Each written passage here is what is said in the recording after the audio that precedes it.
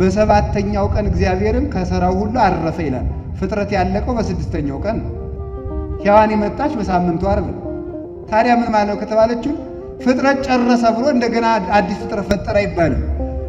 ሔዋንን ሲፈጥር እግዚአብሔር አዲስ ቁስ አምጥቶን የፈጠራት ቀድሞ ከተፈጠረው አጥንት ነው። ቀድሞ ከተፈጠረው አጥንት ነው አይደል? ስለዚህ ሔዋን የተፈጠረችው አዳም ሲፈጠር ነው ማለት ነው።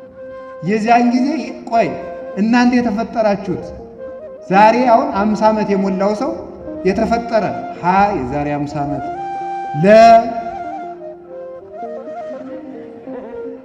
መቼ ነው?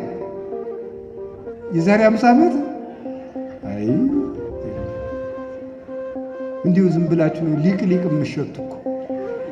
እንዲሁ የከተማ ሰው ደግሞ ትቢቱ እንዲሁ ማመለክ ምን ይላል መሰለህ? አይ በቃ አረ ተማሩ ስብከት ስሙ ስትባሉ አረ ስራን ያቃተን እንጂ ህዝቡ ያውቃል ይላል። አረ ምንም ያውቃል፣ ምንም የሚያውቀው ነገር የለውም በእውነቱ ማለት ነው። የተፈጠራችሁ መቼ እንደሆነ አታውቁ? አቤት የዛሬ 7513 ዓመት ነው የተፈጠራችሁ። እሺ ያዙት። አዳም ሲፈጠር ነው የተፈጠረው። እና እንግዲያ ዛሬ ምን እያደረግን ነው ብትሉ ዛሬ እየታየን ነው፣ እየወጣን የምንታይበት ነው እንጂ የዚያን ጊዜ ነው የተፈጠረው። ዓርብ ነው የተፈጠረው። ሔዋን የተፈጠረችው አዳም ሲፈጠር ነው። ስለዚህ ምን አደረገ? ሔዋን አንቺን አሳንሶ ስለፈጠረሽ የአዳም ጌታው እንድትሆኝ በለስን አንቺ ተቀድመሽ ብይ አላት። ተቀድመሽ ብይ ብሏት ነበረ። ስለዚህ ምክሩንም ቀድማ የተቀበለችው እሷ ነበረችና መጀመሪያ እርግማኑን ባመጣው በእባብ ጀምሮ በሔዋን ጀምሮ ከዛ ወደ አዳም ሄዶ አዳምንም ረገመ። ስለዚህ ሔዋን የተረገመች እንድትሆን ይህንን ምክር መከረ። ኋላ ሲያስበው ሰይጣን መጀመሪያ ተቀድመሽ ብይ ብያታለሁ፣ እንድትበላለት አንቺ ከአዳም ስለምታንሽ እንድትበልጭ ብይ። ይኸው ዛሬ የሴቶች እኩልነት እያሉ ሴቱን የሚያጃጅሉ አሉ አይደለም? አሉ የለም? ሴቶች አሁን አማረብን ብላችሁ ትናንትናን የሽሮ ሰርቻለሁ ዛሬ አንተ እያሉ ባሎቻቸውን የሚሉ አሉ እኮ በእውነቱ። አሁን የእኩልነት መስሏችኋል? ጅልነት እኮ ነው የመቤቴ። ሰው የሚያምርበትን ሲሰራ ነው። አሁን እኮ ሴቱ ሱሪ የሚለብሰው መብታችን የተነፈገ መስሏቸው እኮ ነው። እውነቴን እኮ ነው፣ ከልቤ ነው። ደግሞ አይደለም። ሰው የሚያምርበትን ነው ማድረግ ያለበት።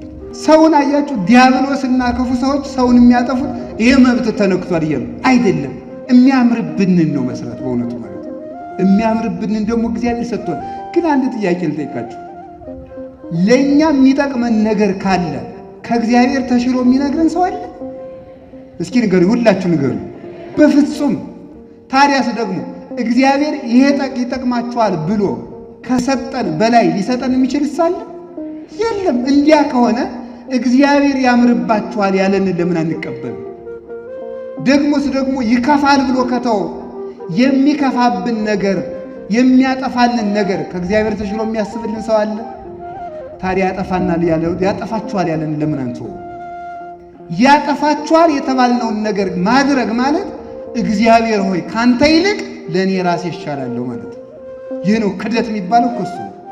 እንደዚያ ብሏት ሔዋን ስትበላው በለሱን ስትበላው ጸጋዋ እንደሚገፈፍባት ያውቅ ነበርና በለሱን ስትበላው ጸጋዋ እንደሚገፈፍ ያውቃል።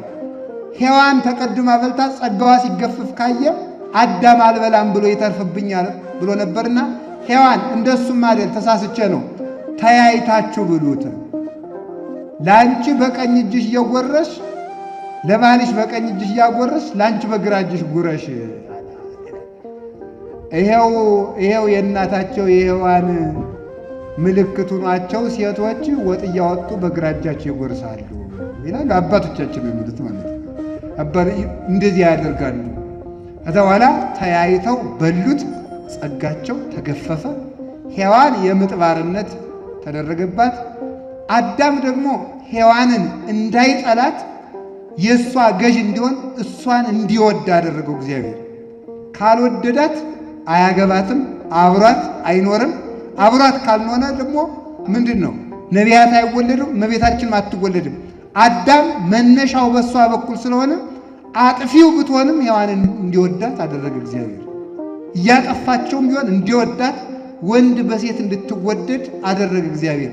በእርግማኑ ምክንያት አንቺ ዳምጥተሽብኛል ብሎ እንዳይጠላት ወንዶች በሴቶች እንዲወደዱ እንዲለመኑ አድርጎ እግዚአብሔር የፈጠረ የሰጣቸው ስለዚያ ነው። ከዚያ በኋላ እሷም በምጥ ተሰቃይታ ሲያበቃ እንዲህ ያለ ምጥ ካለስ ከወንድ ጋር አልኖርም እንዳትል ወልዳ ስታበቃ ምጡን እንድትረሳው አደረጋት። እሱም ደግሞ አጥፍታኛለች ብሎ ሴት አልወድም እንዳይል እንዲወዳት አደረገ። በእሷ በኩል እመቤታችን እንድትመጣ ይታወቃልና ያ መርገም ነበረ። በከመ አድመው ኪያ ለእንትኩ ዕፀ በለስ ከማሁ ደምዊ በበወርሁ። ይችን በለስ እንዳደማሻት አንቺም በየወሩ ሲላት በ7 ቀን አለች ይላሉ አባቶቻችን። በይ እንደ ቃልሽ ይሁን ብሎ ዓመት እስከ ዓመት በመርገም ይሰቃዩ የነበሩትን እናቶቻችን እህቶቻችን እግዚአብሔር በቸርነቱ ለ7 ቀን ያክል በየወር ይህንን ምልክት እንዲኖርባቸው አደረገ። ያ መርገም ስለነበረ ሴቶች እንደዚያ በሆኑበት ወራት የረከሱ ነበሩ። የእነሱን ጨርቅ የነካ እነሱ የቆሙበትን ቁመት የቆመ እነሱ የቆሙበት መሬት የቆመ ሁሉ እሷ የነካችው ዕቃ በሙሉ የረከሰ ይባል ነበረ። ዛሬ ግን እግዚአብሔር ቸር ነውና በዚያ ሐዘኗ ሔዋን በምጥ እንድትሰቃይ አደረጋት። ተሰቃይቷም ሲኦል እንድትወርድ አደረጋት። እንድትጨነቅ አደረጋት። ኋላ ያ ሐዘናችን ደግሞ አልበቃ ብሎ ወጥታችሁ ወርዳችሁ ብሉ ተብለን የበሽታሽ ይውጋችሁ ተብለንም ደግሞ መጨረሻ ላይ የዘላለም ሐዘን ከአጋንንት ጋር በጨለማ በእሳት እየተቀቀል እንድንኖር ተፈረደብን። ያ ሐዘን ተጭኖን ነበር የኖር ነው።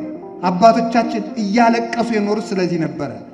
ያ ሐዘናችን መቼ ተሻረ ትሉኝ እንደሆነ ተፈሥሒ ፍሥሕት ኦ ምልዕተ ጸጋ፣ ደስተኛይቱ ሆይ ደስ ይበልሽ የሚለው በዚያ በሔዋን ተክዘሽ ውለጅ ተብሎ በተንቆረቆረበት ጆሮ ደስ ይበላቸው የሚል ተንቆረቆረልን። ያ ደስታ ነው ዛሬ ለእኛ ተርፎን እልል የምንለው የምናስቀድሰው የምንቆርበው ለዘላለም ደስተኞቹ ነን። ስለዚህ ጌታ ምን አለ ተመልከቱ። ወለፍስሐክሙኒ አልቦ ዘይሃይደክሙ አለ። ደስታችሁን የሚወስድባችሁ የለም አለ ጌታ የጸሎተ ሐሙስ ዕለት ሲያስተምር። ዮሐንስ ወንጌል ምዕራፍ 16 ላይ ሲያስተምር ደስታችሁን የሚወስድባችሁ የለም። ቀድሞ ያጣናት ነገር ደስታ ነበረች። ያችም የልብ ደስታ ናት፣ ዘላለማዊ ደስታ። ደስታ በሐዘን ተተክቶ ሐዘን በደስታ ተተክቶ ሐዘን ወርሶን እንኖር ነበርና ያውም የማይቋረጥ ሐዘን። ስለዚህ ፍስሐ ኩሉ ዓለም ኢየሱስ ክርስቶስ ፍሥሕት ከምትሆን ከቅድስት ድንግል ማርያም በመወለዱ ምክንያት ሐዘናችን የተነቀለው በዚያ ነው። ስለዚህ የእባቡ መርዝ በገባበት ጆሮ የመልአኩ ብስራት ገባበት። ሐዘን በገባበት ጆሮ ደስታ ገባበት። ዘላለማዊ ጭንቅ በገባበት ጆሮ ዘላለማዊ ፍስሐ ፈሰሰበት ብለው አባቶቻችን ነው። ስለዚህ እመቤታችን ምን ትባላለች? የደስታ መፍሰሻ ትባላለች። እስኪ በሉ ሁላችሁ የምን መፍሰሻ ናት? የደስታ መፍሰሻ። ስለዚህ ምን አለ ቅዱስ ዳዊት? እንዲህ አለ፣ ፈለግ ዘይውህዝ ያስተፌስሕ ሀገረ እግዚአብሔር፣ የወንዝ ፈሳሽ የእግዚአብሔርን ከተማ ደስ ያሰኛል አለ። የወንዝ ፈሳሽ የእግዚአብሔርን ከተማ ደስ ያሰኛል አለ። የወንዝ ፈሳሽ ቅዱስ ገብርኤል ነው። የእግዚአብሔር ከተማ እመቤታችን ናት። ስለዚህ የቅዱስ ገብርኤል ብስራት እመቤታችን ደስ ያሰኛል። ግን ቅዱስ ገብርኤል ሲያበስራት ሐዘንተኛይቱ ሆይ ደስ ይበልሽ አላላትም። በደንብ ስሙ። ደስተኛይቱ ሆይ ደስ ይበልሽ ነው ያላት። ደስተኛይቱ ሆይ ያላት ሐዘንተኝነት የርግማን ምልክት ነው። ደስተኛነት የበረከት ምልክት ነው። ስለዚህ ድንግል ማርያም የእናቷ መርገምና በደል የበደል ፍሬ የለባትምና ደስተኛይቱ ሆይ ደስ ይበልሽ። ቀድሞም እርግማን የሌለብሽ ደስተኛ ነሽ፣ ከመላእክት ጋር ደስ ያለሽ። አሁንም ደግሞ ምክቢተ ዝንቱ ወለደቶ ማርያም ለምክቢተ ዝንቱ ፍስሐ፣ እጽፍ ድርብ ደስታ ያላት ማርያም አማኑኤልን ወለደችው አለ ቅዱስ ኤፍሬም። እጽፍ ድርብ ደስታ ያላት ማርያም መርገም ባለመኖሩ ደስ ያላት ማርያም እጥፍ ድርብ ደስታ ደግሞ አምላክን በመውለድ ደግሞ ድርብ ደስታ ያላት ማርያም ድርብ ደስታን ወለደች ብሎ ይናገራል። ይሄውም ይላል ሴቶች ልጅ ሲያጡ ይከፋቸዋል፣ ልጅ ስትወልዳላችሁ ሲባሉ ደስ ይላቸዋል። ከዚያ በላይ ደግሞ ወንድ ልጅ ትወልዳላችሁ ሲባሉ ደስ ይላቸዋል። ከዚያ በላይ ደግሞ አምላክን መውለድ ምን ደስታ ከዚህ በላይ ምን ደስታ አለና እጥፍ ድርብ ደስታ። አንድም ይሉና ሊቃውንቱ ማርያም እጥፍ ድርብ ደስታ ያላት ማርያም እጥፍ ድርብ ደስታ የሆነ አማኑኤልን ወለደች ተብሎ ይነገራል።